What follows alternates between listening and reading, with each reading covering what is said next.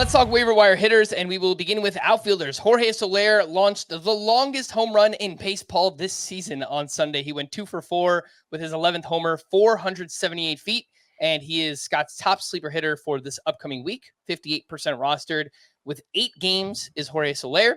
Lars Nootbaar starting off the second half with some solid games this weekend, 3 for 7 with a steal across the doubleheader on Saturday.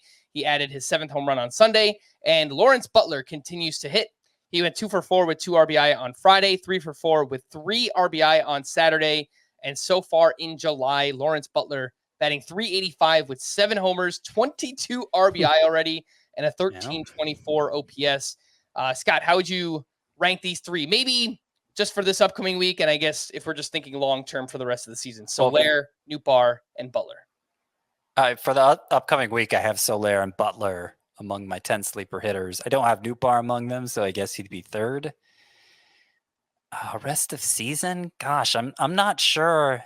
They're in a range of outfield rankings where I don't actually care that much.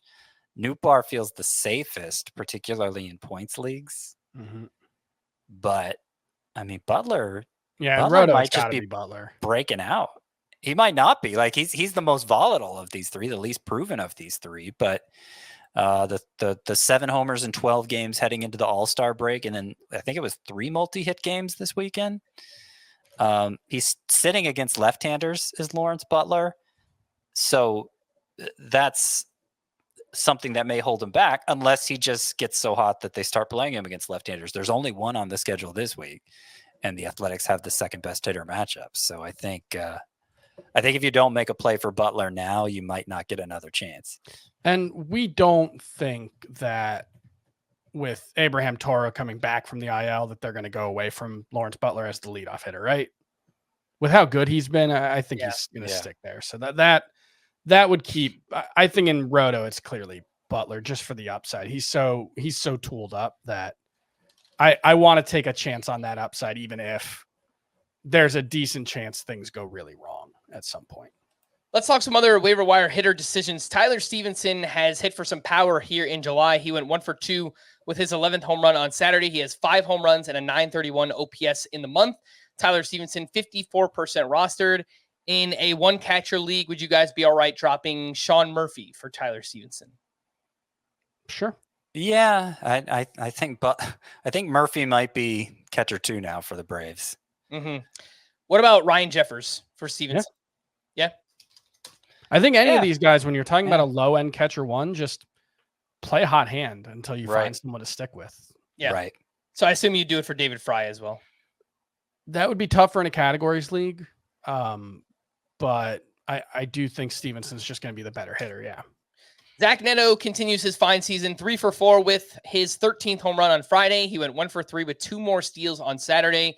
And overall, he's batting .260. He's got 13 homers, 16 steals. He's 57% rostered. Definitely makes sense as a Carlos Correa replacement if you lost him, or if you need a middle infielder and you lost Ozzie Albies. Zach Neto makes some sense. If you play in a shallower league, would you drop someone like Dansby Swanson for Zach Neto? I mean, I guess we're at the point where you could think it wouldn't at all surprise me if Dansby Swanson just had an awesome final 2 months because of his track record. But at this point, you got to take what you can get. Here's the problem with that question, though. What shallow league is it where, 1, Dansby Swanson's someone you're starting, and 2, where Zach Neto's worth starting in that league as well? Because the shallowest leagues are going to be points leagues, and Zach Neto's not going to be a great option there. Right. Well, to be fair, Neto's 58% rostered. Swanson is 76% rostered, or 78% rostered. So it's close-ish. There's a 20% of leagues out there, more or less. Yeah. You could make that exchange if you wanted to. And on Yahoo, which I think are mostly head-to-head category leagues, and typically a shallower format as well. There's no middle, there's no corner. You start 3 outfielders. Swanson is 65% rostered, and Zach Neto's 39%. So that's what I was thinking. Is just like, what if you're in a 15-team league? Maybe you're starting them at shortstop, but you'd have to be I guess you'd have to have had some pretty bad injuries and not picked anyone up. Like maybe you stuck with Bo Bichette or something and just don't have anyone else. That's kind of but yeah, it's a weird fit for Neto is what I'm trying to say. Jake Berger might be heating up. 3 home runs in his past 5 games. Last 18, he's batting .296 with 6 home runs and 13 RBI. He's 49% rostered.